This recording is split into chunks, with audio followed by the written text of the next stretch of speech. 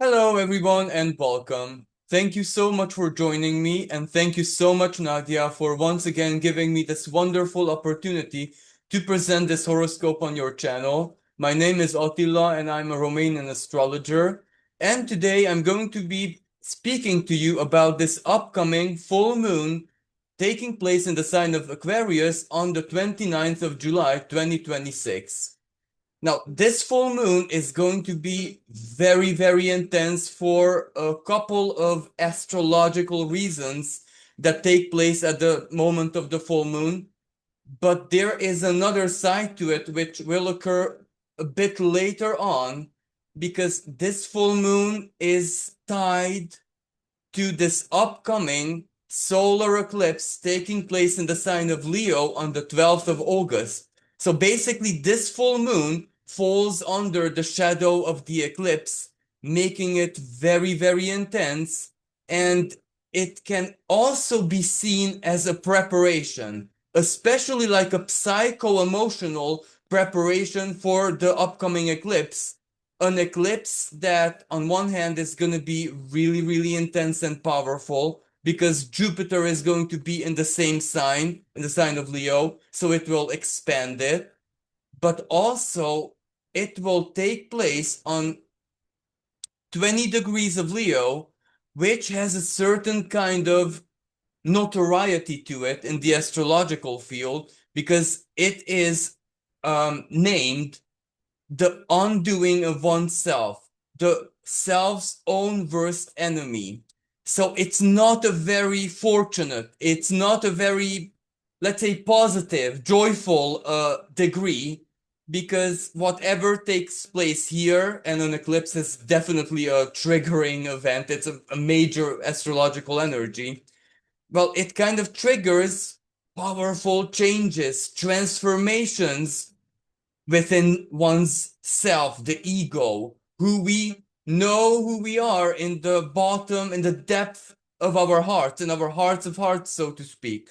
So it's really, really powerful. So you can imagine, because it's so individual, it is so very the ego, right? It really doesn't matter where this 20 degrees of Leo falls in your chart. Well, it will matter how it will express itself, how it will manifest, but it will still have something very deeply personal attached to it, something heart based, something that triggers, the heart center, the deep emotional center, the fire, not the watery one. We're not speaking about Cancer, Pisces energy, who we feel, this is very strong heart energy.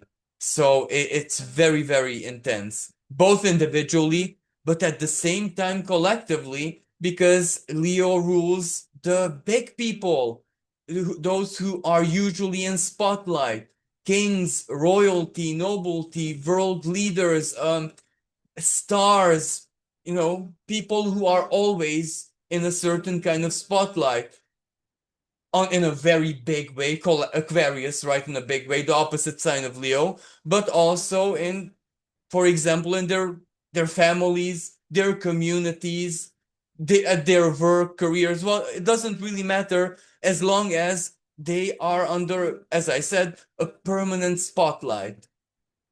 So why do I say all of this? Well, because this full moon, well, it's Aquarius. Whatever happens in a certain sign, well, one way or another, it reflects also in the opposite sign, even if, let's say, at that moment, there is no planet or major energies in the opposite sign.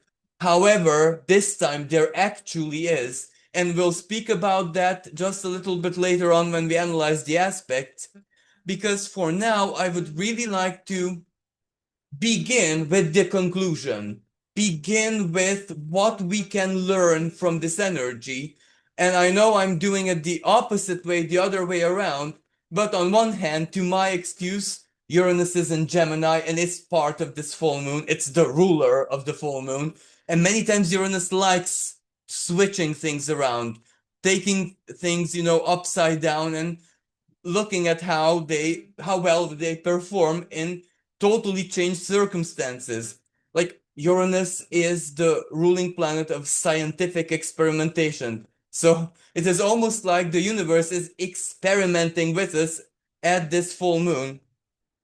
But the reason why I want to begin with the conclusion is that it has a very powerful message, and I really don't want it to get lost in the technicalities, in the aspects, in the more multidimensional aspect of this full moon.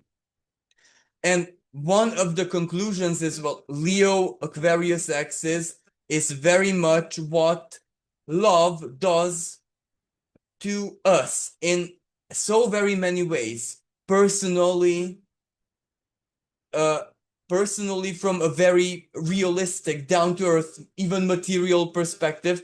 For Leo is the sign of creativity, and children, having children, that influences us materially in so very many ways, but also at the same time spiritually, because it is sun and heart energy, and to a certain extent, that is the universe's, the divine's gift to us. We can be who we want to be, right? Especially in this day and age. There is a very, at least 50% of personal contribution here, of destiny, what we choose. And of course, what we choose will depend on what life offers us as well, because the sun in astrology can also be seen as the conditioned self, not just who we dream and wish and desire to be, Leo, the center of desires, but also, who life allowed us to be and also affected us in so very many ways to be. So none of this makes absolutely any sense without love. That is exactly why Leo is the passion, the love center. And in this case, we can speak about, the Piscean type of unconditional love, but that's not all that real. The type of love that Leo represents is what's part of our everyday lives. It's the expressed love. And what expressed love does, the effect of it, well, it's exactly the sign of Aquarius. It influences our own futures, our own worldview. I know that worldview in its classic sense is more like the domain of Sagittarius, but the collective worldview, and especially its progress, where it is going, how are we progressing on the journeys that the worldview has set us up on? And everyone is on a journey individually without a doubt, but at the same time collectively. For example, as a nation, as a community, regardless of what type of community, as ultimately a species. We have dreams, we have aspirations, we have higher goals, higher vision. What we do with technology, for example, or why we are advancing technologically, that's one of the most clear examples of this representation. But at the same time, Aquarius is very much representative of politics, the world of politics, whatever is going on there, its influence on the individual's life, of course, the politicians themselves, but most importantly, what they promote, the ideas, the aspirations, how they figured out life, the future for us collectively, what they're striving for, what they're working for, and what they are inviting all of us, the citizens, right? Another expression of Aquarius, the human collective, to join them, give them power, give them love, give them trust, give them passion, give them ultimately our heart energy. And now we see how the Leo Aquarius axis makes so much sense, and how this full moon, even though, as I said, it's in Aquarius, so it's very airy energy, it's the thought, it's the dream. And when I say dream, it's not Pisces type of dream that we see when we sleep, but the aspiration, the big goal, what we are dreaming into existence every day with every gesture, with every higher thought, with every, well, philosophical, or in this case, political journey that we embark on. Again, both collectively and individually. So this full moon is going to be very, very relevant in this sense. What we do with our love, where we invest it, what we give it to, and again, I mean the goals, the higher things, the higher principles, politics, collective aspiration, that determines our future, that determines our reality, that determines basically how the world of the quantum, right? We cannot ignore, quantum goes hand in hand with Aquarius, but also Uranus, but in an indirect way, also Pluto, a very long-term resident of Aquarius. And speaking about Pluto, one of the main aspects of this full moon is going to be a pretty tight conjunction exactly with Pluto, but we'll get to that in a little bit. Pluto is important because it's the intensity, the power, the fate and fatedness, and how we are choosing our destiny, both individually and collectively. Now, I want to say that as perhaps shocking, surprising, awakening, this energy is going to be individually, because ultimately the collective is nothing without the individual. Still, the bigger expression, the main expression, the more predominant energy is going to be a collective one, I do imagine. And this because the moon is hand in hand with Pluto, so something will shock us. Something will awaken us to a different type of truth or a different layer of a truth. Something will hit the news big time. Something is going to awaken the public emotion. On one hand, emotion, the moon, but on the other hand, emotion, the deep feeling. Leo, the sun illuminates this full moon like every single time a full moon is in opposition of the sun and moon. So the moon, the sun is illuminating this moon from the sign of Leo, and the sun itself holds a very tight conjunction with Jupiter. It is expanded. Jupiter in itself is combust. Jupiter is the truth. Jupiter is the philosophy. Jupiter is exactly our collective aspiration, what we believe, what we want to believe. Actually, even literally justice, anything that happens with the law, uh, courts of justice, especially in a big sense, like international, that which influences the collective strongly, or legislation, or even like constitution within a country, a state, etc., etc. So this is very, very big energy. Jupiter is going to expand it. So something happens that hits the news big time, and it will provoke our emotion. And this is exactly why I need to return to where we started from, love. This full moon, especially under the present circumstances, in everywhere you live, in every single corner of the world of politics is on fire fully, totally on fire.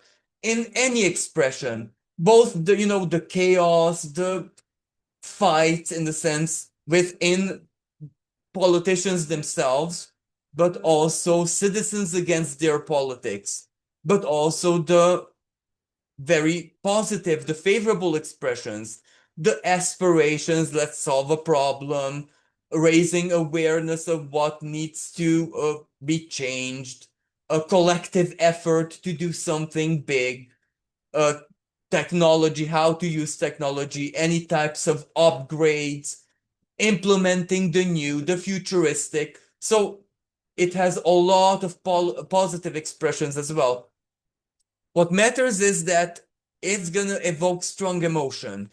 And if this emotion is, how should I say, shocking in a not so nice way, because as I said, Jupiter with the sun in the sign of Leo, well, whatever hits the news, it's gonna involve kings, leaders, royalty, VIPs, stars. So people who are always out there, and those whose decisions with Jupiter in hand will impact everyone, a country, a nation, or the whole planet. So you can imagine it will trigger diverse emotions, not so nice ones. It trines Uranus. This is very strong, a flowy energy, a positive aspect, the most positive aspect in astrology, which promotes change, evolution, quick play out of events that transforms the whole situation. However, Uranus is a planet of uprising, revolution, rebellion. When you hear Uranus in Aquarius, on the other hand, its sign, just think about the French Revolution, freedom, liberty, equality, or in the United States, because Uranus in Gemini coincides with the Declaration of Independence, the 1700s. So think about those two events. That's how Uranus plays out. And those two events were one of the biggest blessings of humankind, right? But the way they played out, especially at the date, well, it had a lot of not so nice thing, a lot of sacrifice, a lot of emotion.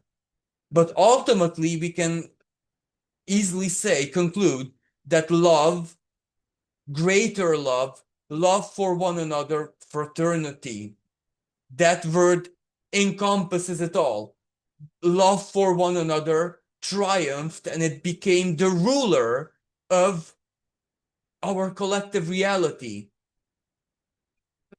That freedom and that liberty didn't appear at that in the 1700s all over the world at the same time, but it's in time, right? Because the other ruler of Aquarius is Saturn, Lord of Time. It swept through the whole planet, and we can say that in this day and age, we never been more free, regardless of where we live, than we live in the present moment. So basically, that's how Uranus functions. So just as the old patterns played out, we must make sure that greater love, love for one another, solidarity, empathy, humanity triumphs.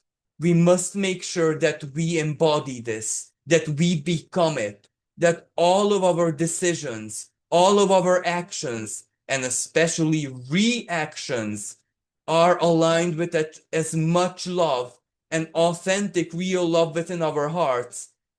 Because loving oneself should mean loving the other. Uranus in Gemini. Gemini is totally the symbol of the other.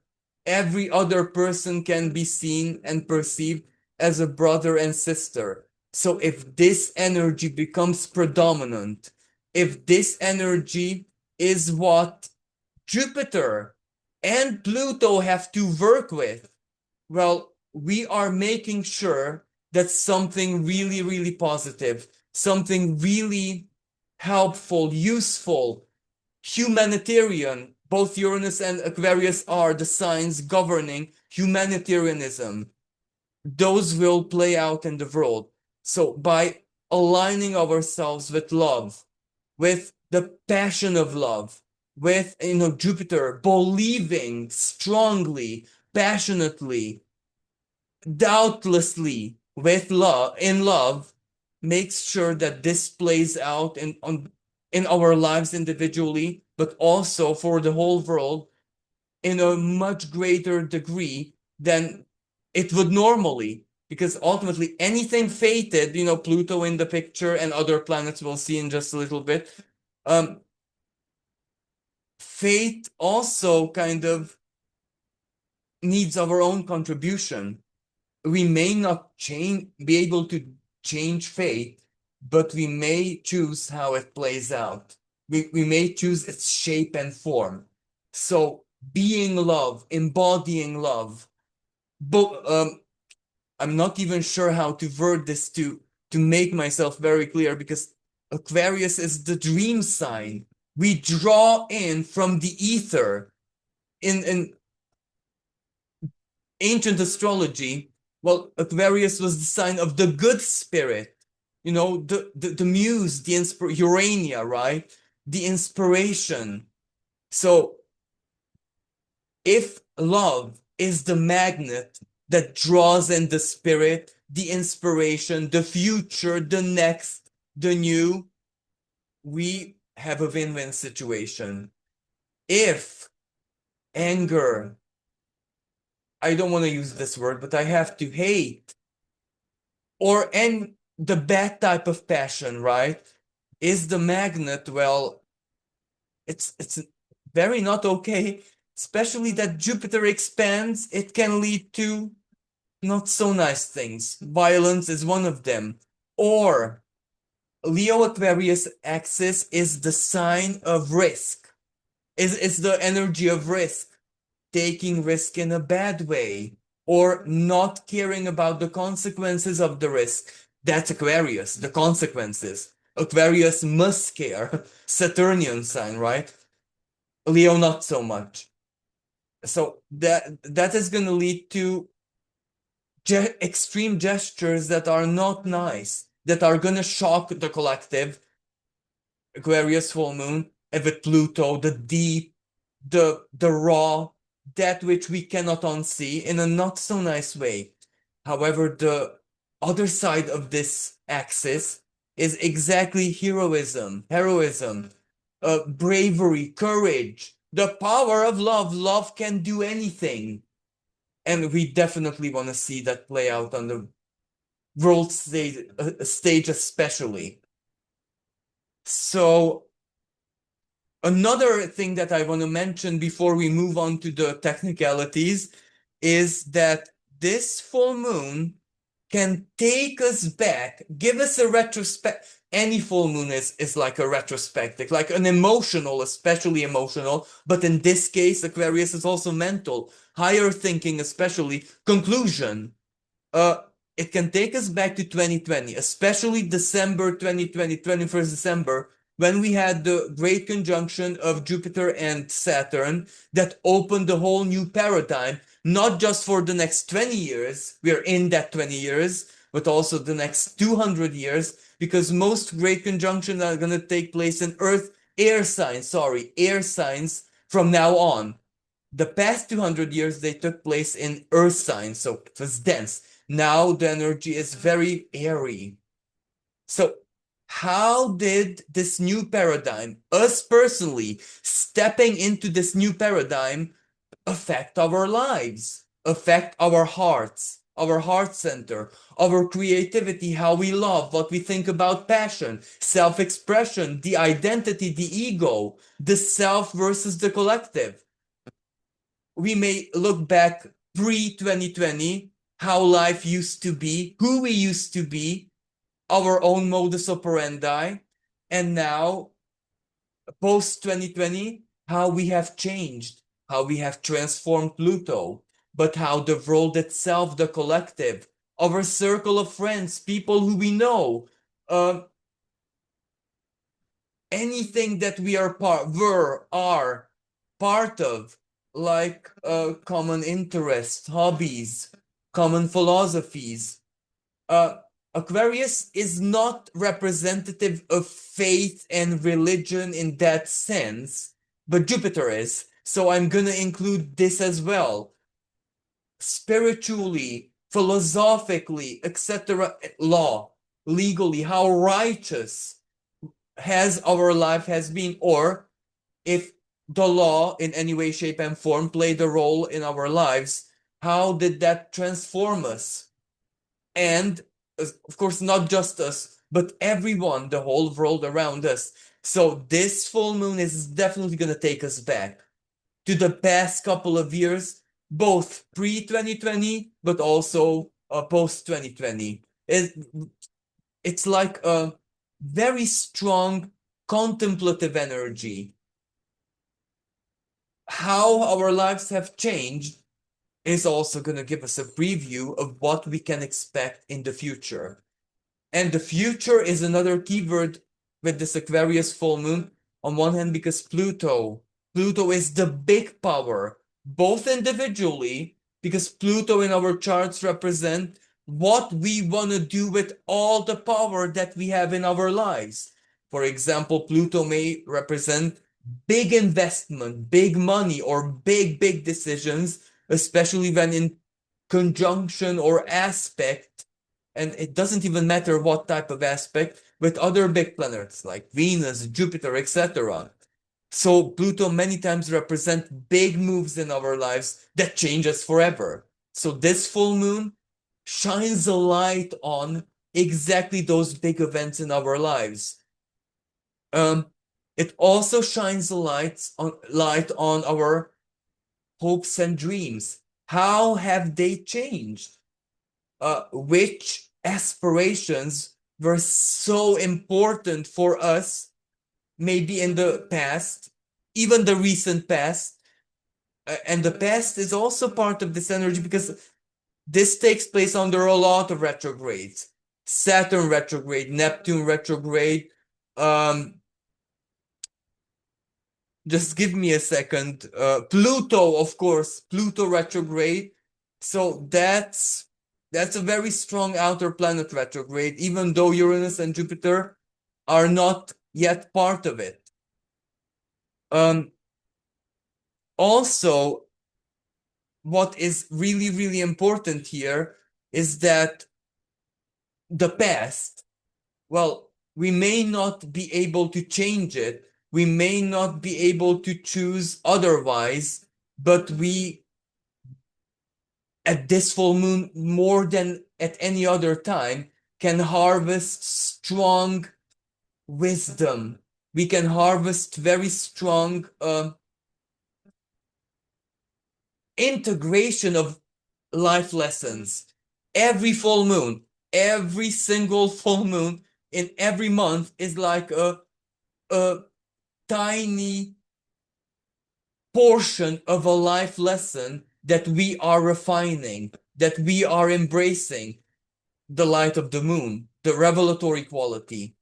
But this full moon is preparing us to really embrace life lessons that the previous years, especially post 2020, have taught us. Life skills, lessons, what to invest our belief in, what to invest our passion in, what to invest our love in because it pays off.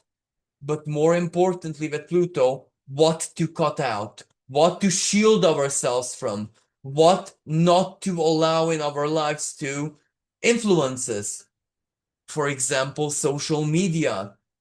Uh, this full moon, without a doubt, because some of the astrological energies are very complex and hard to predict how they, others like this one are very easy because it's already taking place.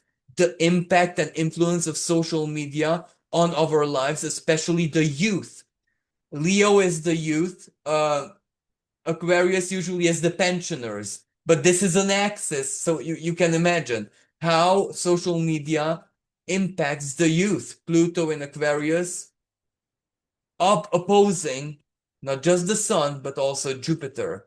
So the impact of something in our lives debated even in a court of justice. A big court ruling may cause controversy, may shock us, may change the future for a lot of young people. However, due to other aspects, and more specifically, Mercury freshly out of retrograde at this full moon, squaring Saturn retrograde, freedom of speech. So there will be a restriction or let's say an attack a symbolic attack on the freedom of speech. This will cause uprising. This will cause strong debate. This will cause a certain kind of revolution. But this part is not mysterious. It's already playing out. This full moon is just going to be a very, very heated moment because something is hitting the news. Big time, Uranus and Gemini.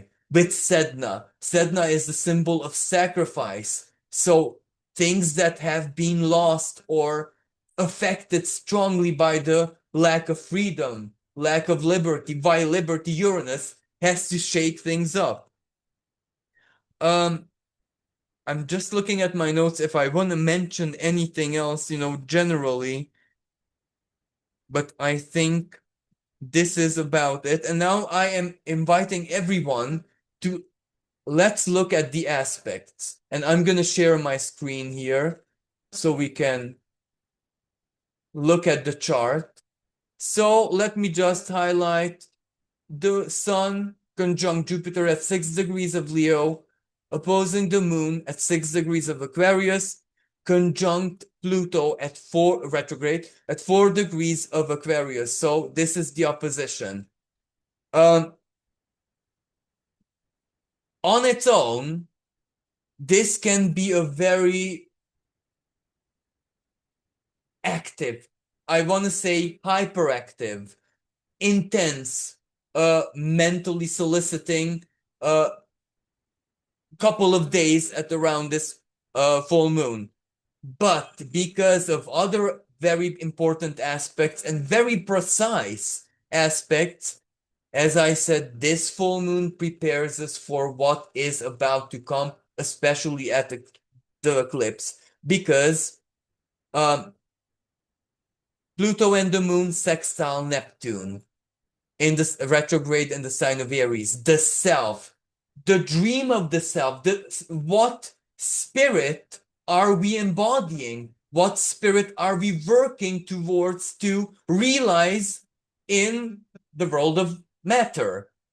This is very symbolic, but this can take very practical expressions. For example, Aries, the individual. What an individual is dreaming to become, to do, to realize, but not just dreaming it, acting, doing, progressing each day as it comes. And Pluto and the moon sextiling this Neptune is exactly that. If there was a time to do, to believe, to dream, to embody that which we feel deeply, the spirit of who we are, this is definitely the moment.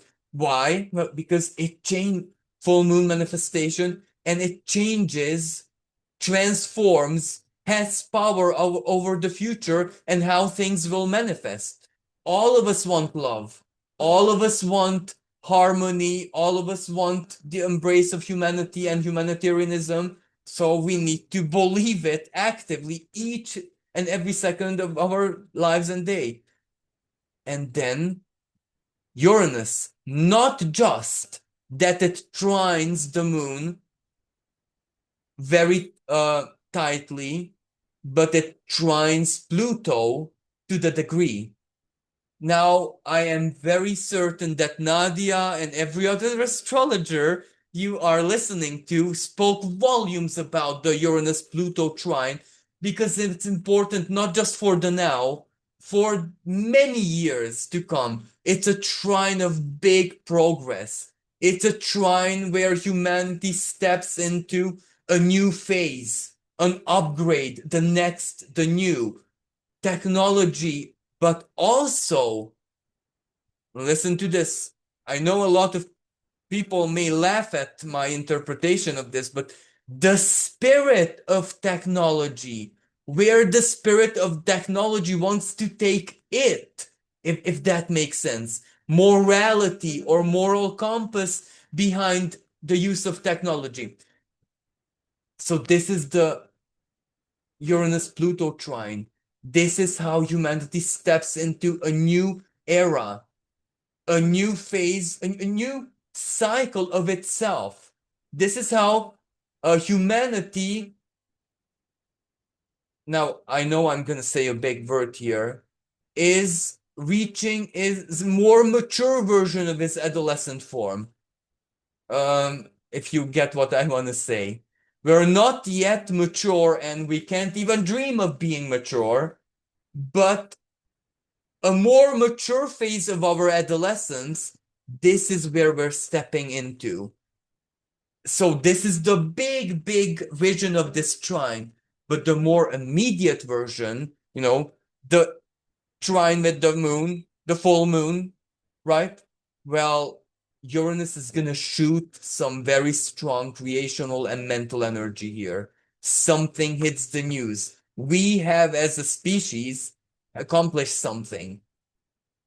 But what does that accomplishment mean for us? This full moon invites us exactly to contemplate and give a meaning to Jupiter. What does it mean for all of us? What does it mean for the future? Also, the actions, decisions of someone very important. Gemini is the sign of media, news, social media, any communication. News travels like wildfire. Actually, news travels beyond the speed of light. So, but that news can be very distracting. It can be very too much, when it's really, really way too much and it shuts our nervous system down. We might have that at this full moon because Jupiter amplifies it. We might have a moment when we need to shut out everything because it's way, way too much. However, even when shutting it down, our circle of friends, people are definitely going to be affected because something is that important and is taking place both in our lives, because individually this means that something big is taking place in the collective that we ourselves are also part of, so it affects us the same way as other people. In a nutshell, that's how we can interpret this energy. Also the trine with Uranus. But Uranus himself is sextiling Neptune the same way as Pluto does, exact to the degree. So I do believe you call this a grand sextile, a very powerful mystical energy, where if anything in astrology looks like, let's manifest stuff, mind over matter, mind, both Gemini, lower mind, but also Aquarius, the super mind, the higher mind, the quantum mind, law of attraction. Let's manifest stuff. All of these new spiritual trends, well, this is exactly the aspect for you. This is when it's working, when you can believe in it, when you have to embrace it, and when you need to use it actively. Well, Neptune, unconditional love, but as I said, Leo, the love. So we really need to embrace love at this moment, because that makes sure that what we get, especially after the Leo eclipse, is something that can be its highest possible octave.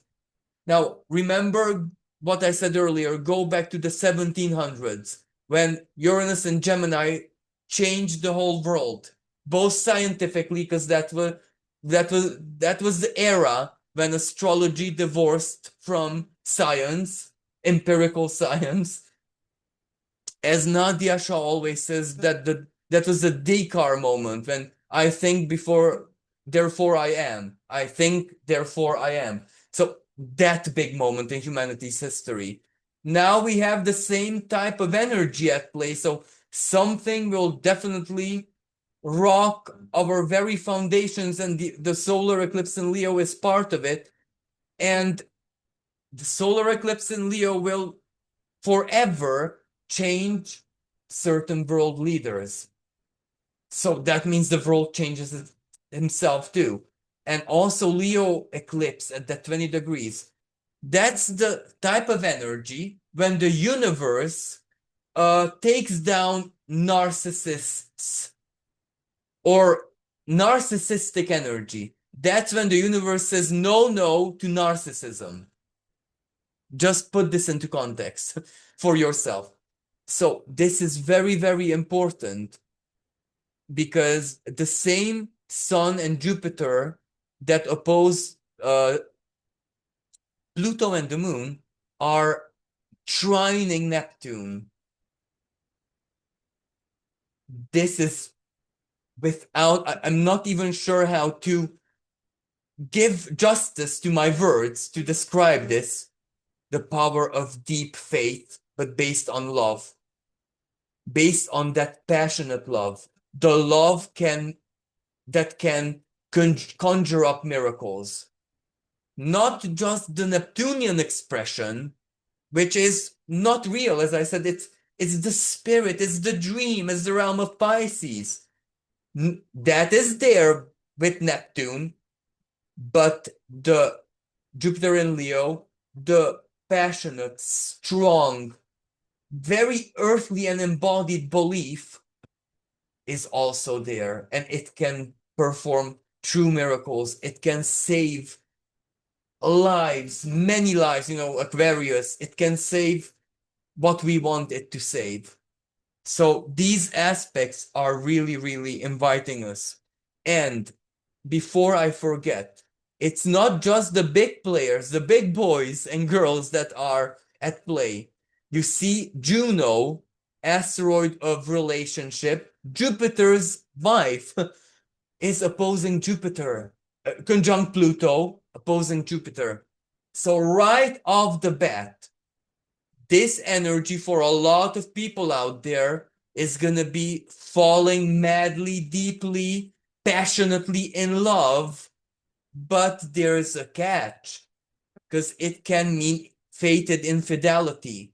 Falling in love madly, deeply, but you have a partner, you have a husband or a wife, or commitment, or you are that type of person who are deeply immersed in career work and have no time for love and romance and passions and stuff like that, and it happens to you. What do? It changed your whole life. You you are a committed, a devoted career person, and replace career with life path, whatever that means for you.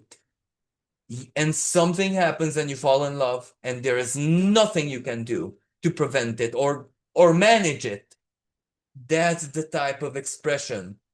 The Sun and Jupiter themselves are conjunct dwarf planet Varuna, Saturn's higher octave, the planet of cosmic balance and justice. How the cosmic forces need to be by design, by divine design.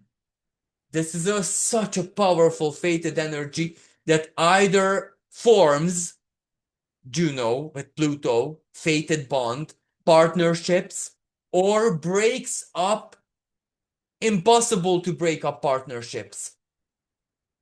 But chances are it's both at the same time. It's not just one or the other.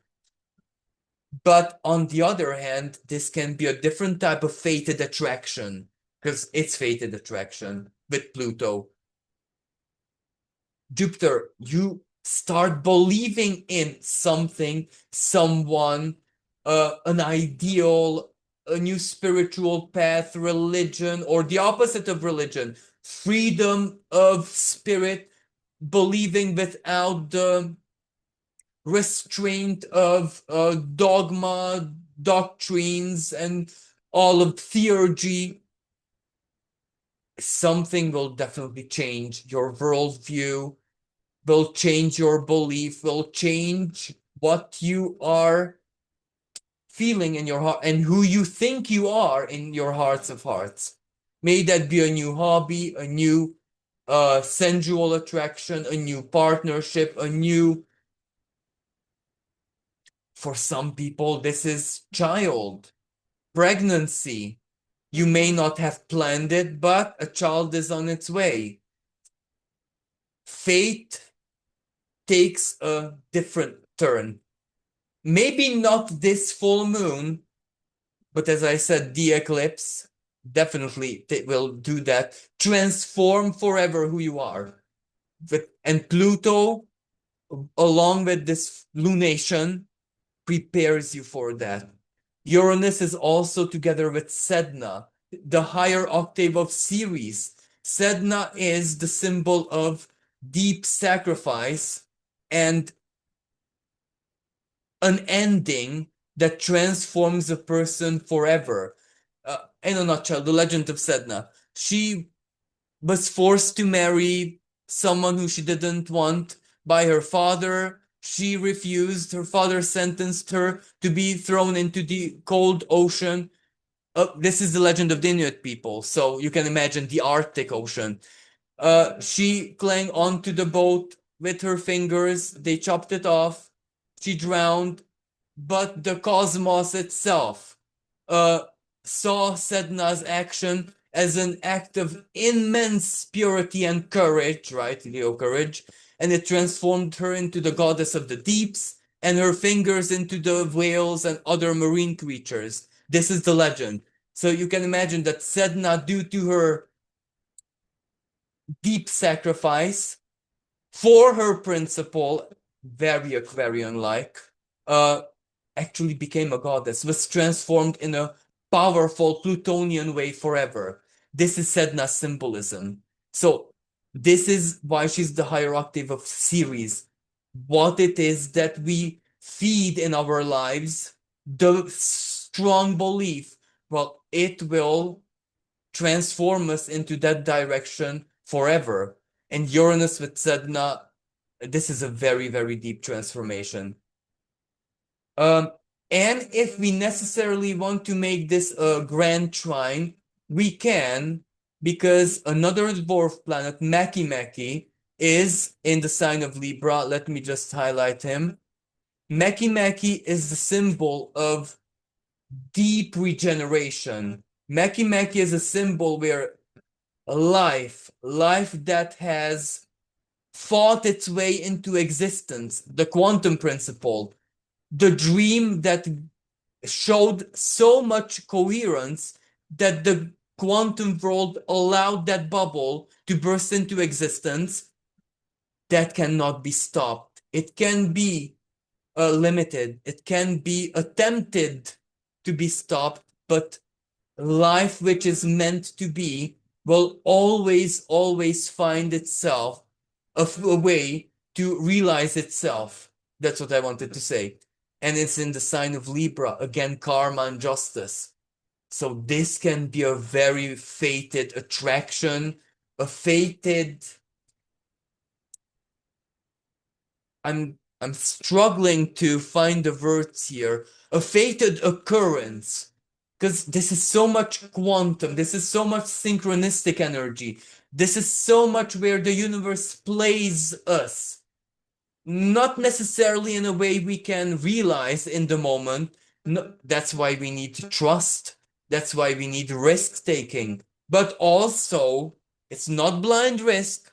This is a balance. This is an axis. As I said, Leo risk, Aquarius safety, mind, higher mind, corroborated, balanced out with what we feel in our hearts. So wisdom. Wisdom is the best word for this. Applying strong wisdom to creational energy, and their fate is guiding us chaotically through randomness, chance, Uranus, synchronicities, and our lives and the self and everyone around us, the whole world around us, will never be the same again. This is basically the alchemy of this energy. But there is much more to this than that, because there are other aspects not necessarily connected to the full moon that are taking place here. Let me just put the chart back to a simple version. So, Venus in Virgo. Venus is not so comfortable in Virgo. She's not her romantic self. It's not rose tinted reality. It's the critical. This is the unforgiving critical eye, Venus in Virgo. That if you allow me to make a joke, in the internet culture, there's the Karen expression, if you know what I mean. The lady which criticizes everything to the impossibility. Her eye, where she catches every possible fault, is very much Venus in Virgo. The positive expression, don't get me wrong, this is a positive expression, like the hygiene in healthcare, where you want to be like that. In healthcare, you want to be perfect. You must be perfect, right? Because the life of your patients depend on it. So this type of Venus squares an aspect of tension, Mars in Gemini. Mars in Gemini itself is like Mars in Gemini as on its own is like an ADHD mind, the multitasking, but when you can do it, when it's not causing you mental dysfunctions, when it's actually a virtue, the multitasking energy. So you can imagine this is such a critical energy. Nothing escapes the critical eye, the critical mind, and the critical Venus. What is the critical Venus? Well, I don't love it like that. It needs to be this, that, in order for me to love it, accept it, embrace it, buy it, Venus, or hug it, kiss it, be its partner. So this is very overthinking energy, hair splitting energy, when the mind with its critical functions excuses nothing. But then Pluto in Aquarius with this lunation is the same. It adds to exactly that. Not very easy, but the downside of this energy, impulsivity, Gemini, Mars in Gemini. It triggers your Venus, it triggers your mind, it triggers your eye, your critical eye. Immediately, you speak, you say, you express it, you pour it out. Excuse my words, vomit it out without any restraint. I can guarantee you that that will lead to a bad consequence. It won't lead to anything nice. It will lead to conflict, maybe strong conflict, and maybe, Jupiter action in courts of justice. We don't want that. Or even if we want that, even if it's gonna give us, let's say, big money, it won't be easy, it won't be nice. So is it worth it or not? And that's the positive expression. We take a step back, we quiet both our Venus in Virgo and Mars in Gemini. Quiet means not to silence it, but to listen to it in a balanced way, and then we make sense of it. What is the best course of action to take? How can we solve a situation with more calm, with intelligence, with diligence, with life experience, with maturity if possible? Gemini is not pro maturity. Gemini is pro adolescent energy. So that's why it's not so very easy. Speaking about Gemini, the ruler is Mercury. So ultimately, Mercury is not just the ruler of Gemini, but also Virgo. So both these planets are in mercurial signs. So Mercury is the disher out of this energy ultimately. Where is Mercury the culprit? Well, in the sign of Cancer, going forward on its shadow path. So this full moon, with all the other retrogrades, ties into June and even pre-June. So basically, spring, summer this year. But because of the other retrogrades, it can also have things to do with 2025, especially autumn 2025, autumn, December 2025. But in a big way, it can go back all the way to 2020 and even pre-20. Anyway, I don't want to complicate this. So Mercury dishes this energy out in the sign of Cancer, protection, real estate, family, safety. What is better, not just for the person, but for the person's family. Indirectly, marriage, because a family is with the spouse. Or people who wish a family. Well, the partner has to say yes. Childbirth, children, youth, young. Also Cancer, the nurturing aspect. So Mercury is not just wrapping up its own retrograde, but it's dishing out what's best, what's safest, what feeds you the most, where you feel at home, where you belong. Local community is very Cancer, your family Cancer, your home, physical home Cancer. People who you regard as family is also Cancer. So, and Mercury himself is holding the same type of aspect, a square tension with retrograde Saturn.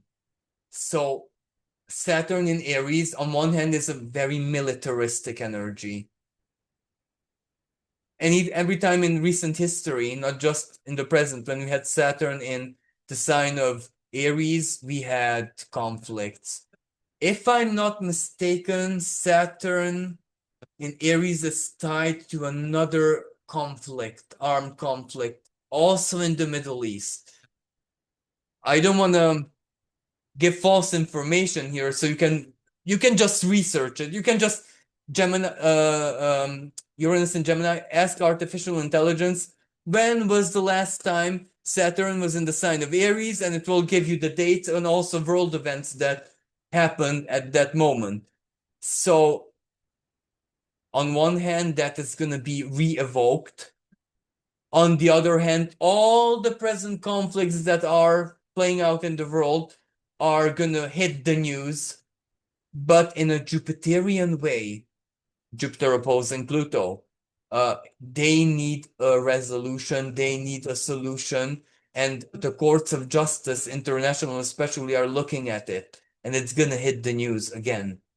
But also, speaking about the news, freedom of speech, Mercury squaring Saturn, restriction of speech, restriction of information, restriction of many things here, because Mercury in Cancer, food is not reaching people who it should, because Cancer is the sign of nurture, medical aid, care, etc. There might be a care worker protest, a strike in the medical industry, somewhere important in the world. So collectively speaking, this full moon is gonna play out in a big way regarding everything that is happening to groups of people, collectives of people, sometimes even ethnicities out there. So it's gonna be very, very debated. And last but not least, before I get to the individual expression of this energy for the 12 signs, I also want to highlight another energy which is, really, really important in my opinion. The South Node in Virgo for the last time, sorry, I just need to take a sip of water. So for the last days, weeks, this season, for the next 18 years, is trining Chiron freshly ingressed into the sign of Taurus. Now Chiron will go retrograde back to Aries not once, but twice in the larger transit of Chiron in the sign of Taurus. But it's already starting the new expression of Chiron in Taurus, where what happens when the self wound, because in the sign of Aries is very much the wound of the self. What does that mean? I cannot be, I'm not good enough, I'm not something enough, I cannot express myself, I cannot become, I cannot do, I cannot, you get my drift. So Martian, Aries ruled by Mars, Martian expressions in Taurus that's embodied. What new turns does that energy take? In this sense, while Chiron represents both the wound, the consequences of not being, but more importantly, the healing journey. How did we attempt to heal not just heal, but balance out, do something, integrate, etc., with the self wound, but also paternal wounds that we may have received. Chiron in Taurus is how that plays out in physical reality. If we've done a lot of healing work, then you can imagine that in body, in physical reality, that needs to show up, that needs to reflect, that needs to be embodied. Let me give you a very easy example here. Someone did not believe in herself to become a ballet dancer. She did a lot of inner work. She did a lot of psychotherapy, let's say, to remove her limiting beliefs. And she actually signed up to go to a dance school. And she learned.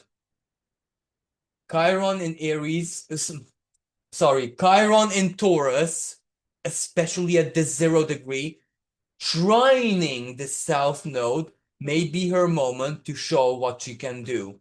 Maybe her first show, public show, where she's part of a crew. Maybe her first job interview as a dancer. Or maybe her first exam at dance school. Doesn't matter. She needs to do something with her healing work. She needs to really step up her game. So use this blueprint of my example.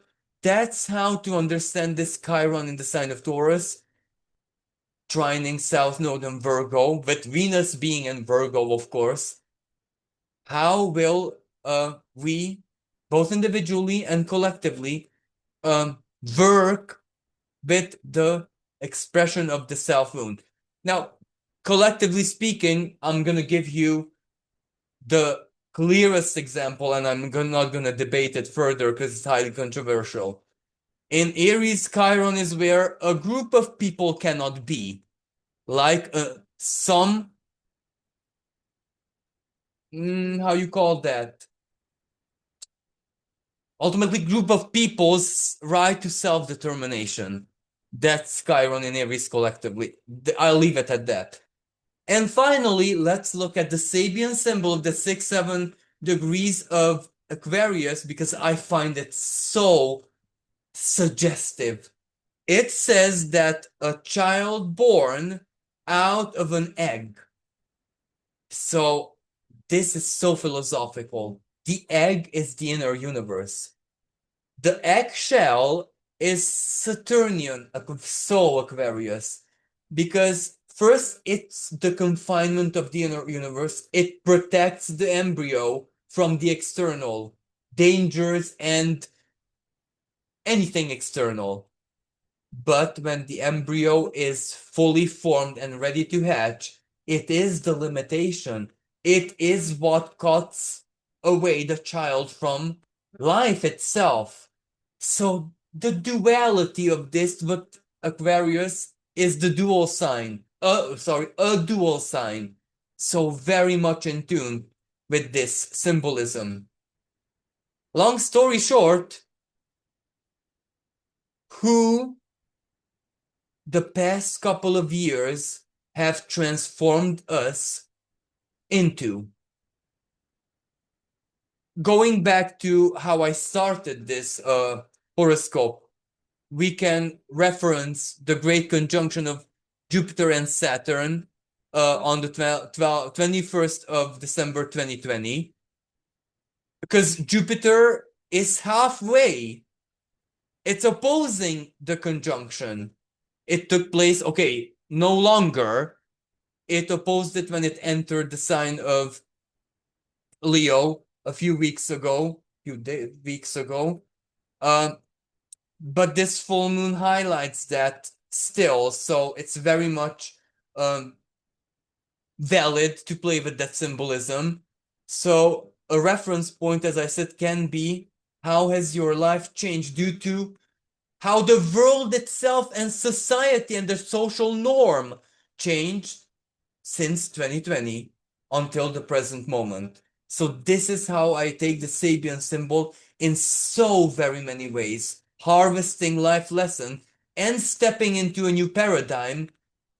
Maybe not necessarily at this particular lunation, but the upcoming eclipse and other aspects will definitely invite us to step into. Other aspects, the long-term trine between Uranus and Pluto is definitely one of them. Now, after this being said, I will invite everyone to join me.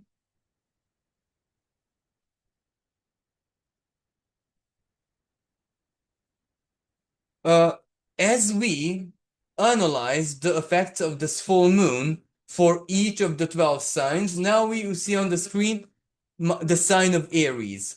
So, for natives born under the sign of Aries, this hits the 11th house. So, without a shadow of a doubt, it's not just you, it's you and other people. The way I see this lunation is either where, for example, something big, a big fated event happens in the life of a friend, of a really good acquaintance, or someone who you're connected to, or a group that you're connected to. It can very well be work, like where you work, or anything that you're involved in, housing association. I know that is more Cancer, but the involvement in itself, that can be where in the life of someone, a neighbor, for example, something happens and it really impacts either your day or your future there. Remember the upcoming eclipse? So let's say, long story short, something happens, an impactful fated event in the life of a friend, and it also influences you and your future. An example, you receive a wedding invitation. You can imagine that's a fated event in the life of a friend, and you're going to the wedding, so it's also your future. But this may come surprisingly out of the blue. You don't expect it.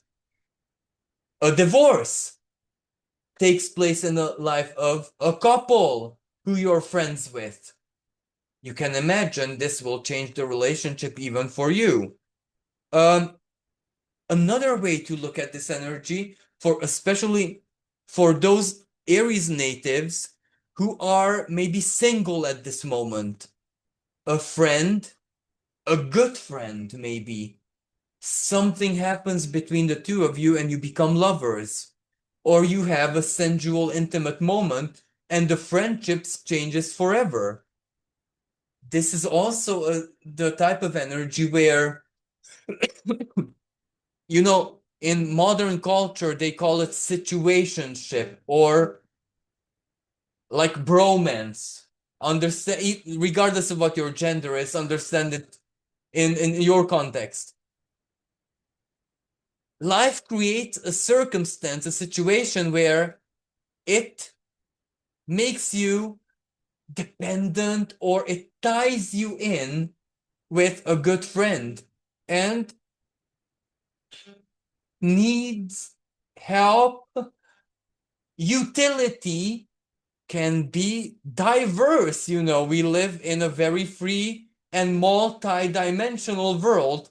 So a lot of things in life can tie together in one go, and that's this full moon. But it can also represent, a typical fated attraction. And when I say fated attraction, it doesn't need to be a person, something that you choose to do, to be part of, to incorporate into your life, a hobby, for gamers, a new computer or some kind of game which comes out of the blue. You don't expect it coming. Something binds, absorbs your passions, creativity, and your heart center. For other Aries natives, this can be big. For example, a lotto win. That's not necessarily 11th house, but it's an axis. Remember, Jupiter in the 5th house, it influences your whole future, which is the 11th house. 11th house is also lovability, how lovable you feel.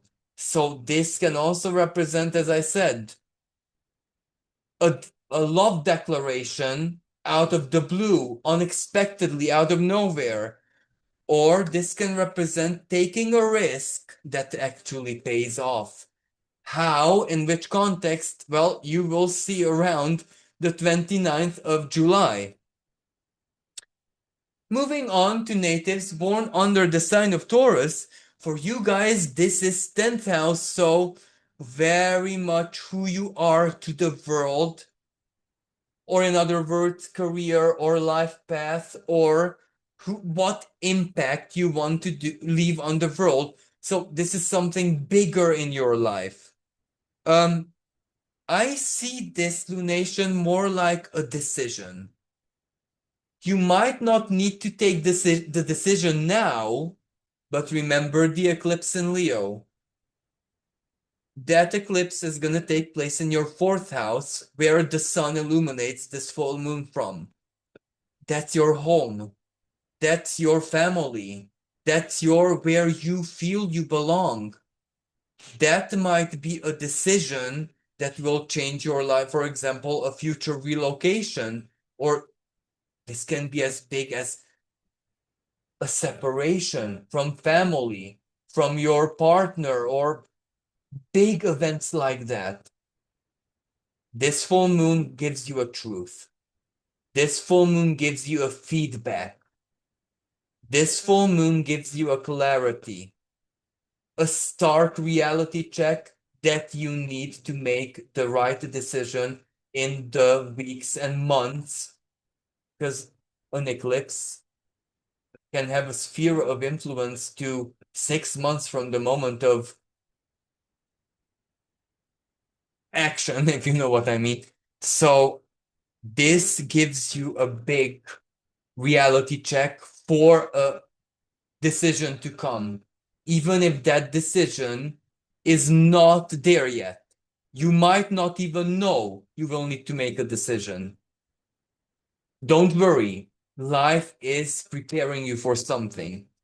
Now, for other Taurus natives, this can be pregnancy. Do you wish to have a child? Well, this Aquarius full moon may help you plan it. It may help you and anyone else involved with the child to make plans. For example, that may need a career change in any direction, either for you and your partner or your partner. So you can imagine how this lunation can also tie in a big career change or a career decision, where you want to go in the future, which direction you want to take a career, a stepping down, but embracing family, or stepping up, but the family needs to accept your greater absence. For other people, still, for other Taurus natives, this can represent a massive event that doesn't necessarily happen in your life personally, but in the family, that will influence you and impact your life. For example, and even career, even what you want to immerse into the future, what you plan to immerse in. Let me give you an example. Your family member lost their job. You will have to step up bigger time for your family, which means that you might need to abandon a more lighter career and embrace a more soliciting one to support your family, even if this is temporarily. For example, if you're an artist and you don't have very stable flow of income, for the sake to support a family member, you might need to embrace a more stable job, even if it's not long term. Now, let's move on to natives born under the sign of Gemini. Well, for you guys, it might be its ninth house. Let's start with that. It might be a surprise, or this energy might mobilize you big time. Yet, since Uranus is in your sign and you're getting used to it, it may not feel all that very much new to you guys, because Uranus has already got you up on your feet. Uranus has already opened your mind. Uranus has already put you into the drawing board, in front of the drawing board to make plans. So plans are definitely part of this energy, but not small plans, big plans, especially plans that might involve long distance travels. If certain Gemini natives are actually traveling long distance at the time of this lunation, that travel is going to blow your mind. I am hoping in a very positive way, as a surprise, as a delight, as a once in a lifetime experience somewhere, or meeting someone very, very important in your life who's going to become like a sibling, like a soul sibling on these travels. For those who are not traveling, this is plans or something big in the future that comes to your awareness regarding a very, very important travel, either for work, for studies. This can very well be the energy where Gemini natives decides to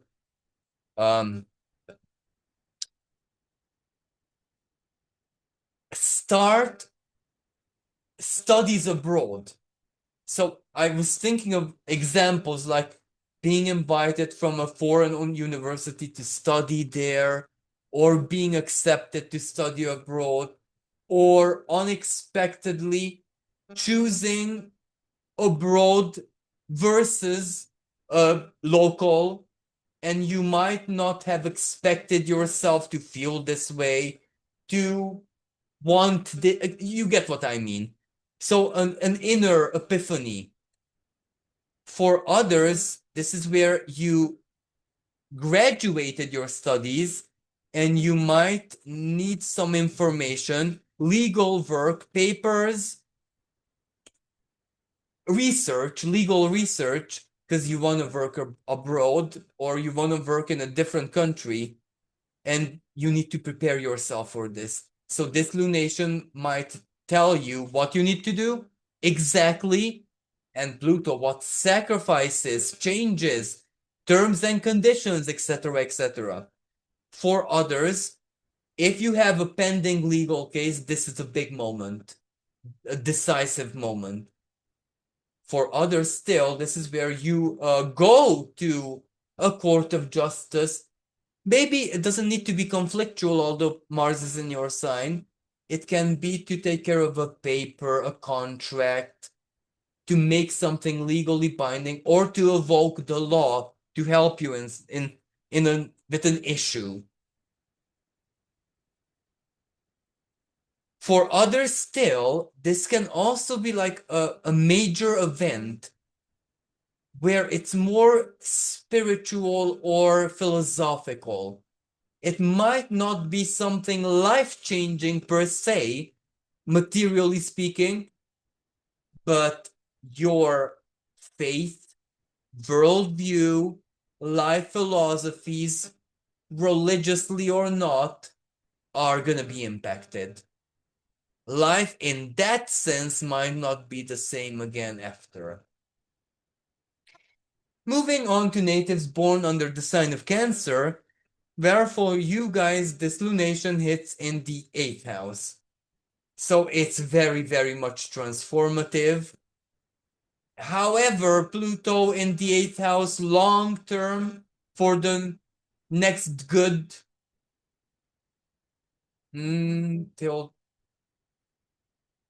I'm not sure, but a lot of years, approximately to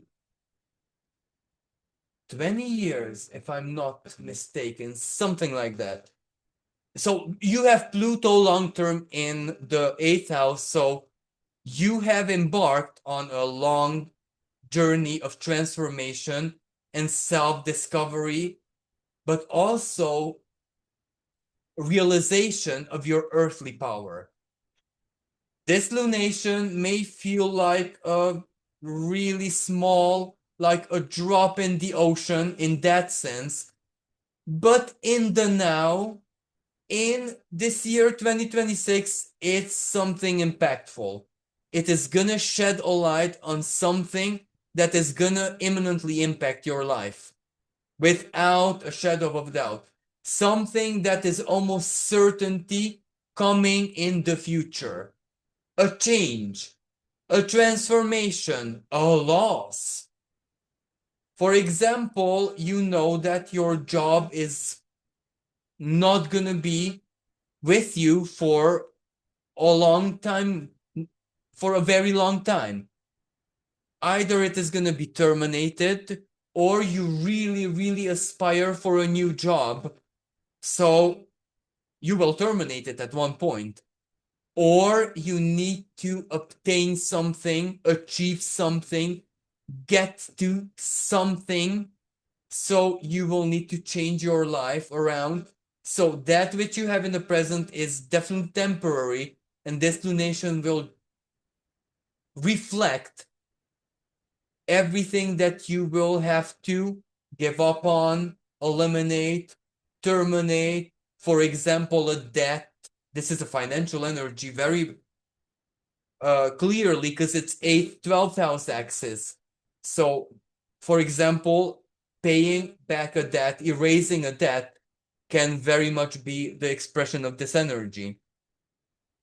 This can also be a rebirth energy where something that has been waiting for you on the shelf of your life, on the shelf of your soul, something that you terminated in the past, maybe many years ago.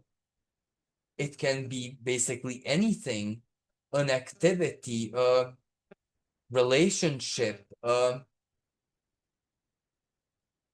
basically anything in your life. The moment has come for you to resume it, to re-embrace it, to resurrect it, to rebirth it in your life. Something comes back into your life and it changes your present. That comeback changes not just the present, but ultimately also the future. For other Cancer natives, this is where it's a need to invest, a big investment. It might take a loan from a financial institution, and that loan might represent a certain kind of a commitment, discomfort, or a risk. Can you pay it back or not? But the rewards of the loan are not just there, but they might not wait. It's now or never. So taking a loan and risking it for other Cancer natives, this might be an investment into your health, needing to take care of a health issue, a health problem, which will of course cost, even if not money, time and energy, and it will change your at least short distant future for good. That's definitely the case. For other Cancer natives, a financial opportunity which is important, which is powerful, which is definitely life-changing and upgrading sense. However, it has terms and conditions and things that you will need to give up on. Will you accept or not? So for others still, it's like a sensual, and I need to actually use the word sexual because it's 8th house, rebirth, or a sexual energy that kind of transforms your whole self-worth in a positive way, like a liberation, like a transformation in the you always dreamed of that sense. Accomplishing, realizing a dream. For other Cancer natives still, this is either an inheritance that you will need to contemplate about, because maybe it's not fully yours, or an inheritance which you will need to, how should I say, negotiate with other people. Let's move on to natives born under the sign of Leo.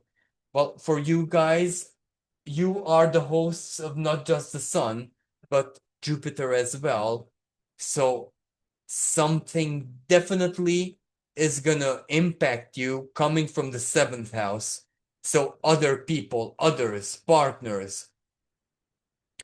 For those Leo natives who are in a stable bond, in an established relationship, committed relationship, either something big happens in the life of your, something fated, of course, life partner, and that drags you with it. I really want to believe that this is something positive, like a new job, like a financial gain, like notoriety or a big celebration in the life of your life partner. So you can imagine that is good news for you too. Or they will reap rewards, and those rewards are going to be shared with you. But it can also represent something where they are challenged, and you will need to be there like a good partner. They will need your support, even if they're challenged and the present is, well, hard, right? You can imagine that the rewards are going to be there in the future without a shadow of a doubt. Love like never before, right?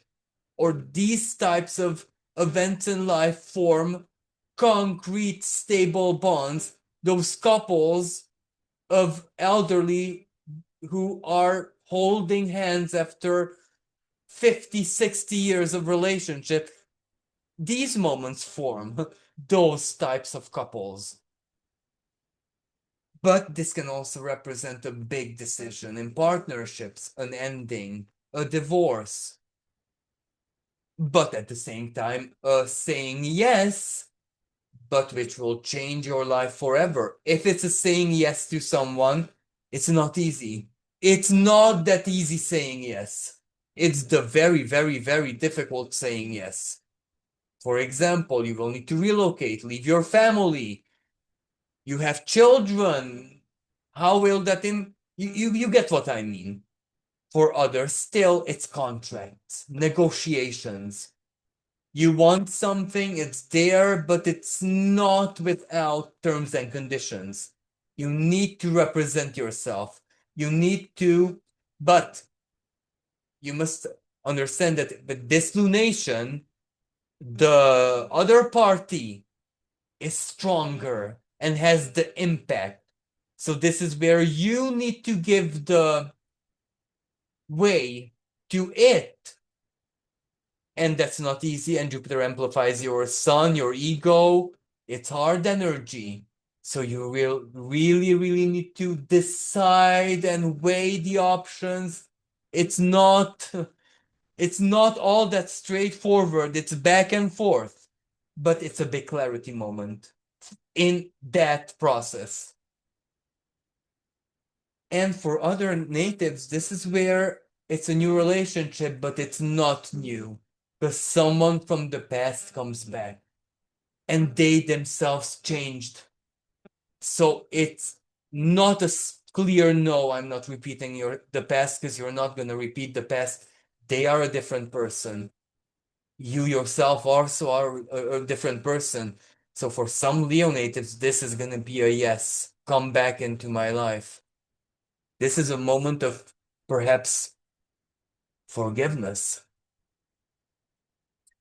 For natives born under the sign of Virgo, well, this is a sixth house type of energy. So even if it's beautiful, even if it's magical, even if it's pure trine, for trine Uranus, right? Um, It's still not very easy because it's very disruptive. It's sixth house. Virgo natives love their sixth house to run like clockwork. They don't like all that much disruptions, even if the disruption is all fun and games.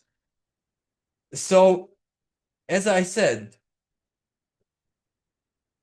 it is gonna be a really wild couple of days that, life has a mind of its own.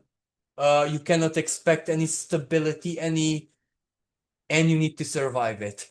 You will need to survive those couple of days of chaos and make the very best of it. Like, imagine some Virgo natives are gonna be tourists somewhere. It is not gonna go according to plan. Life is gonna take you on journeys. It might even be like coincidence accidents. When I say accidents, I don't mean doom and gloom and stuff like that, but you might end up in an ER. You might end up, or let's say someone in your travel group has an accident, or I want to actually say the good types of act. You accidentally bump into a beautiful stranger who really spices up your holiday. Or you have an accident, but the compensation will blow your mind. It's gonna be that good. The journey doesn't go according to plan, but the travel company rewards you big time. So something like this. It's disruptive, and chances are it has both good and bad in it, and you will need to make the best of it. For other Virgo natives, is health related stuff.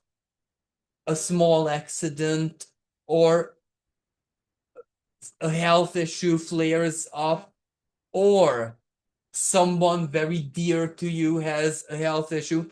Either way, you will need to take care of it. But the journey of taking care of it, that's where things might happen. That's where a lot of good, new people, connections, good news, life-changing communication. Those Virgo natives who have pets, something with the pet. Uh, Sometimes it doesn't need to be where the pet has a health problem. The pet leads you somewhere, right? Or the pet meets another pet, and that pet's owner is exactly the handyman, the plumber, electrician, lawyer, astrologer who you needed in your life. And that's how they so it's complicated. For other Virgo natives still, this chaos, this constructive chaos that you will need to make it your own and make the best of it, is gonna come exactly at work, at job, at career. When I say career, in sixth house sense, is the display of the, not philosophy, not the actual job, what you do on an everyday basis. Something comes there, it disrupts you. Maybe a client, maybe an unusual situation at work, but it has rewards tied to it, big rewards. Or your job is disrupted. I don't know, the electric grid falls or something, and that disruption, what you will need to do to pass time, or you'll be sent home or something like that, that leads you to somewhere rather fated with that Pluto. So this is how I envisage the full moon playing out for Virgo natives. Moving on, for the natives born under the sign of Libra, well, this is fifth house energy, so it's gonna hit. It's gonna hit like a lightning bolt. It's gonna be like a shot. It's gonna be complicated. It's gonna complicate your life without a shadow of a doubt, because here's some possible expressions that I noted for you guys. So one is fated attraction. Pluto with a full moon, with Juno in the fifth house. That's when love at first sight. You meet a person and they're irresistible. They have they blow your mind. Someone seduces you, but you might personally be the seducer yourself. So, and why complicated? Well, those Libra natives who have partners are in an established bond or are not necessarily looking for a relationship in the close future.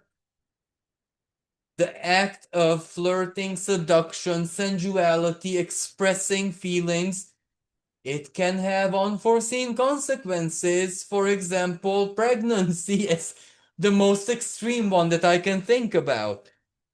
Falling in love, madly, deeply in love, without a doubt, this can be the case. But if you have a partner, it will complicate things.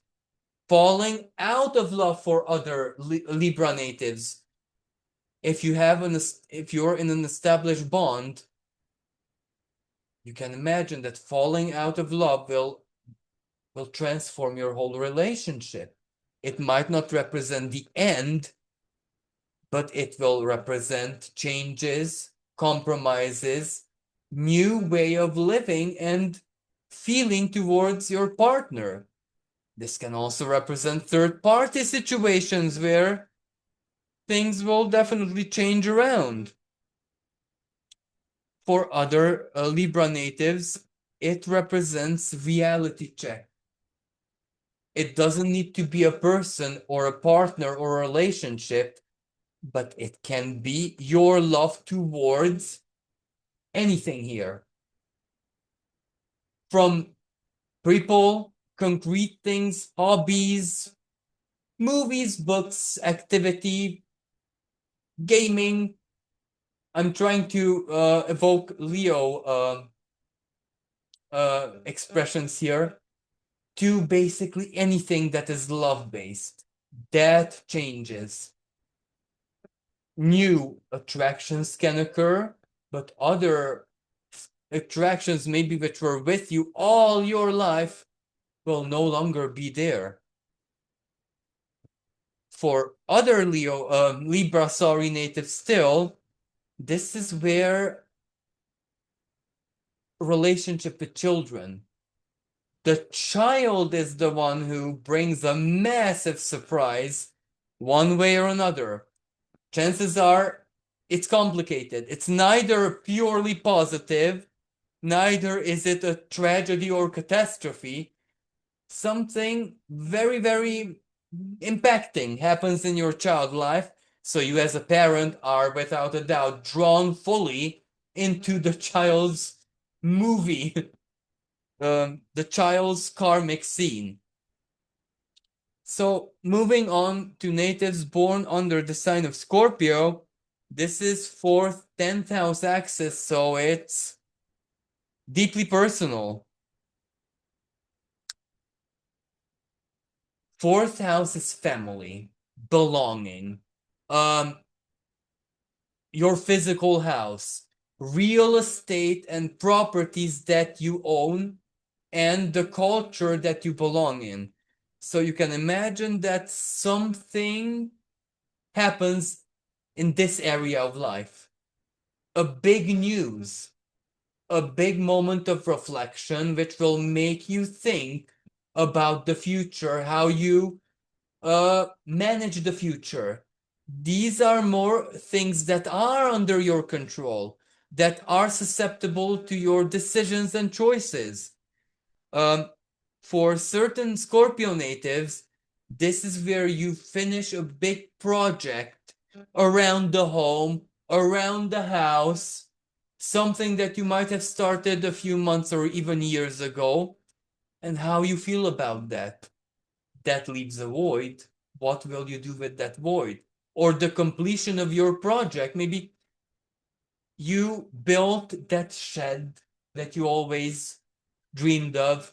You finished a secondary home, a vacation home.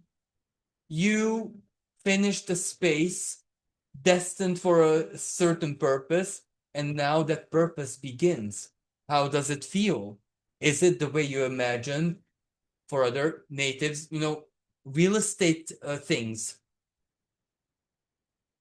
renting a property out, turning something that you own into bed and breakfast, sharing your home, taking someone in, someone leaving your home, children, for example, going to uni, going to school, getting married, wanting to be independent, and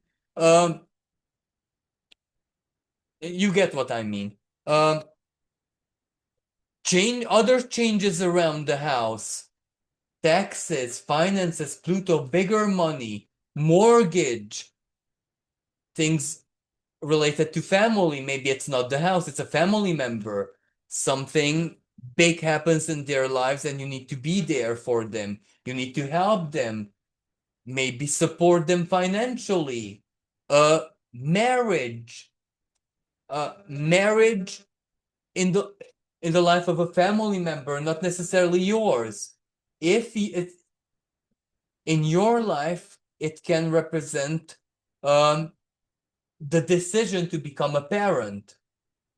So that means a big conversation and dreams, plans with your partner, and the creational process of that as well. And for others still, this can represent a sacrifice. You sacrifice something for the greater good as a family.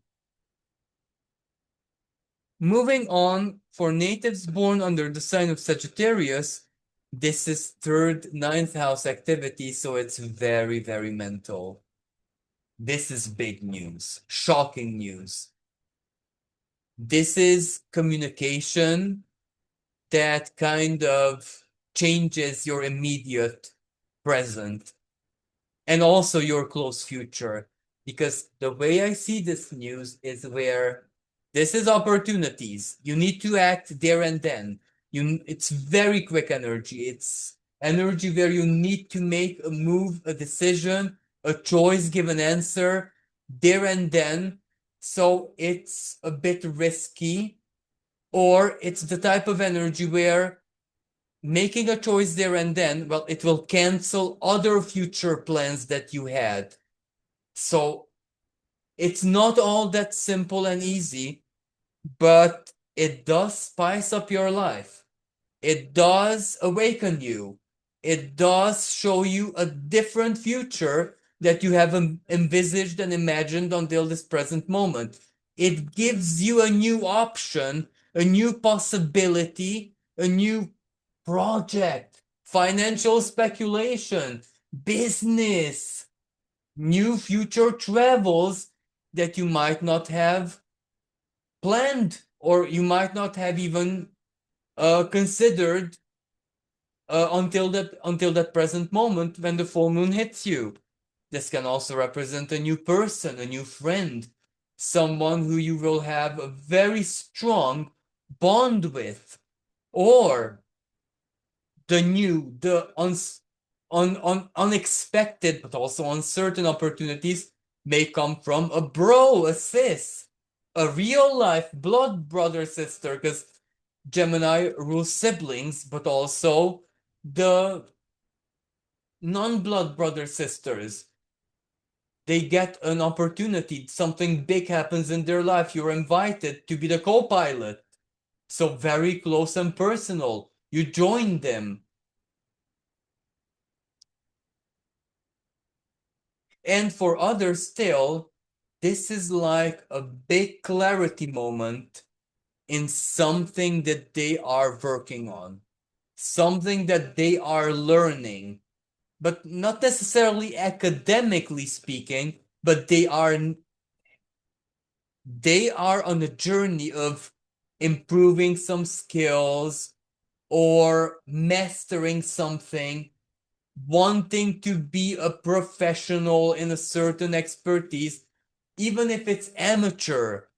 they are working powerfully on something, and within that project, a big moment of realization happens.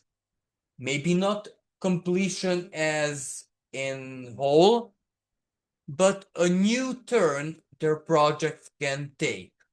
And also, as I said, a new person entering their lives that can be a long-term karmic ally, or the typical bromance or soul ally, soulmate, that type of energy.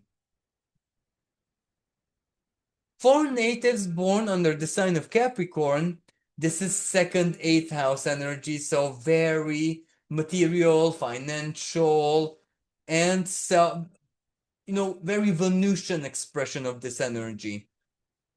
As I said, for many, this can mean big money.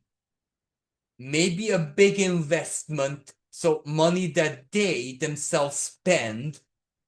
But if it's a spending, I imagine this is something that they really want. They really, really desired. They really, really worked on to get the money to acquire this, whatever that may be. It will make their lives better, more complete, happier, etc., etc. However, maybe this event is not necessarily how they envisaged the completion, the investment, the buying, the investment into the whatever they want to acquire. Maybe this is like a business, an alternative, an offer, a one-time opportunity where they could get it much cheaper than it's normally worth. I'm not even sure how to word this. Maybe let me just give you an example. A Capricorn native has been and is working hard to buy a car, a home, something big, like a car, or a very expensive work tool, and they're on that journey. Out of the blue, there's an offer, half price, but there's a hidden catch. Maybe the money needs to be put down there and then it will take a loan, not necessarily from a financial institution, but maybe from a parent, from a very good friend, etc., etc. So quick action, and then the investment is going to be there much quicker than they realized. For other Capricorn natives, they have the money, but the market, let's say, is very uncertain and unstable. Do they invest at this moment, or do they wait for a better chance? For others still, they want to invest, but is this the right moment? For example, they have some money. Do they invest in gold? Do they invest in crypto? Do they invest in real? Where do they put their money? Because they just want to, invest. They don't want to, they just want to store it. They don't want to spend it. They want to keep it safe for long term. What do they do? Decisions, opportunities, pro and con. For other Capricorn natives, this comes as a gift, a big gift, maybe from parents, from someone special. However, it has strings attached. Gift, and it's impressive and wow, but there's some strings attached to it. Even if the gift comes from a friend or from someone who you don't expect it, there is some kind of strings attached to it. For other natives, this can be a very sensual energy where something gives them great, great pleasure, or a moment of sensual healing, or makes them really feel their self-worth, really feel their Venus. However, as I said earlier, there is some hidden catch. For natives born under Aquarius, where you guys are the hosts of this lunation, so of course, this is very much self-oriented. This is very much about you, especially the power you have over the self Pluto, but also your self-image. I do believe that for you guys, self-image is the keyword here. Now, how can self-image play out so fatedly, sorry, I think this is the way you say it. Well, for those Aquarius natives who are working with, media, with the public, with people, who are surrounded by events, who are surrounded by the flow of social energy. The spotlight is on them, even if it's unexpected, even if it comes out of the blue. Maybe you share something, a creation, a post on social media, a talent, something you can do, a song, something you were involved in, something that you recorded with your phone. Maybe you were just a witness, a bystander of an unusual event, I don't know, a concert, a plane crash, a meteor, something that big, an alien invasion. And you can imagine, since you are the recorder, you're gonna hit every news. You're gonna be a superstar overnight for a short time and cash in big time. Being a witness at something, and that makes you a short-term star. Now, because this is 1-7 axis, the very same thing can be said about your partner if you're in a committed relationship or are part of an event with someone that someone can befriend your partner in. You are going to share the full glory. So it can be you and someone. It might not necessarily be a solo energy. It might be either a duo or a very, very small restricted group of colleagues or friends. But what matters is either you are the star of the show or you are going to be part of being the star of the show without a shadow of a doubt. Now, this can also represent a big epiphany energy where something dawns on you, a eureka moment, a spark of insight where you do something, you take part of something, you say yes to something, and something really good happens from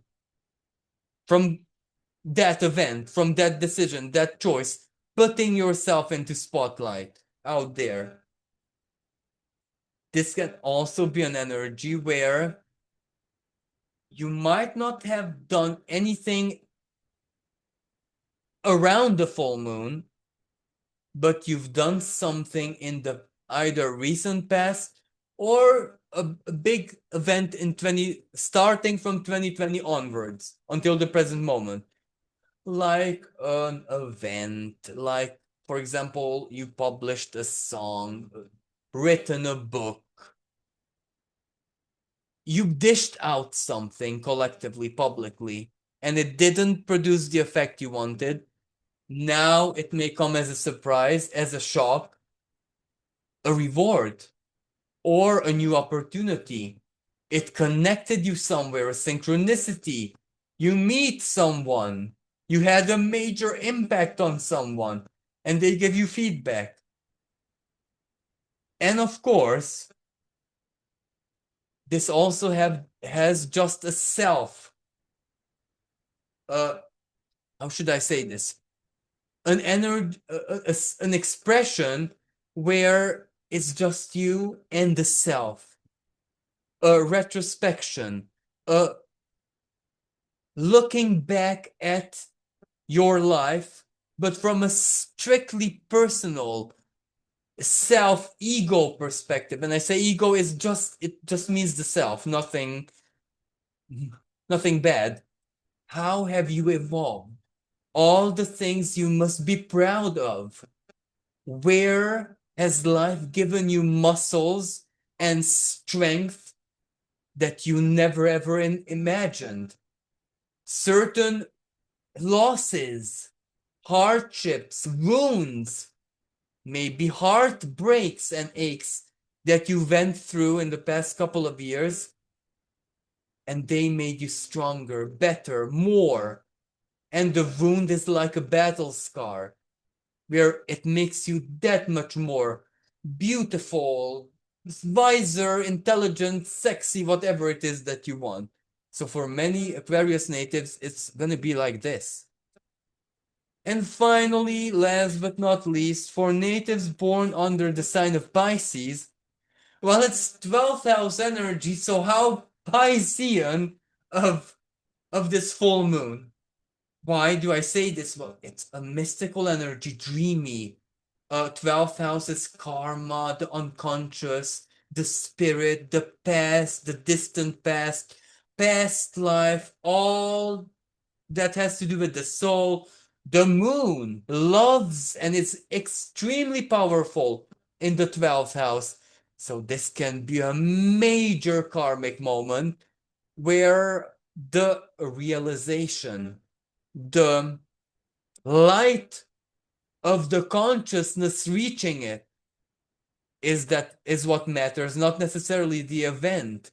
This can also be a big healing, an emotional healing, where, for example, you revisit the past with your therapist or hypnotherapist, your counselor, or you on your own means, or plant medicine, ayahuasca and stuff like that. I can very easily imagine that for some Pisces natives, this full moon is going to be their ayahuasca experience where they purge out everything. So yes, for Pisces natives, this can also lead to a massive emotional, energetic, spiritual purge. Um, this is also where some beliefs are leaving their being, freeing the soul for the fresh, for the new, inviting Pisces natives to dream their future into existence. This is also magical energy, alchemical energy, where they manifest something, where faith, belief, whatever they believe in, shows itself. Jupiter is in the Jupiter is a planet, let me rephrase what I wanted to say, very close to Pisces natives because it's your co-ruler, and Jupiter is illuminating this full moon. So basically, belief is believing is seeing, not seeing is believing. It's the other way around. So this is going to be a very strong manifestation and highlight of your faith and what you believe in, and the magic, of course, within your soul. For many natives, very strong artistic energy, artistic expression, or altered state of consciousness, even if it's a bit of escapism, substances, alcohol, stuff like that. But it's gonna be magical. So I think we reached the end of our horoscope. Thank you so much again, everyone. And thank you, Nadia, for the invitation. If you'd like to see me again on Nadia's channel, please like and share this video. Thank you for your attention and for being here. Please, again, I must reiterate the message of this full moon. Be and embody and embrace the most pure expression of your love that you can. And this way we'll make sure that whatever manifests, not just at this full moon, but also the coming eclipses, is going to be its highest and most loving version and expression. Thank you, everyone. Until next time, bye for now.